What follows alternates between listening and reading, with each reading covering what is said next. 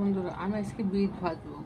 দেখুন, বিট কেটে নিচ্ছি, তেল বসিয়ে দিয়েছি, শুকনো লঙ্কা নিয়ে নিচ্ছি,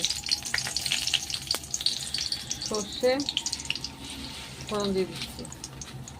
খুব সুন্দর হয় সর্ষে দিয়ে ভাজলে, খেয়ে দেখুন একবার। বিট ভাজলে একটু তেল বেশি লাগে।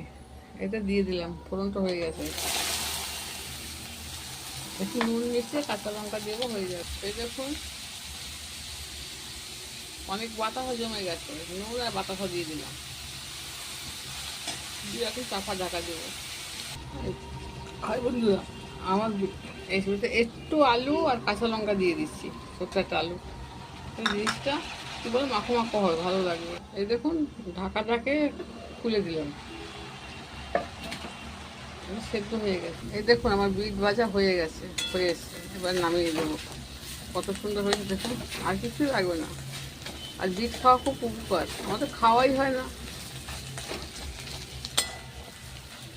আর সারা জীবন এত খাটতে খাটতে মানুষের ভালো লাগে না। সংসার যে কী অসার, সংসার শুধু অসারই হয়ে যায়।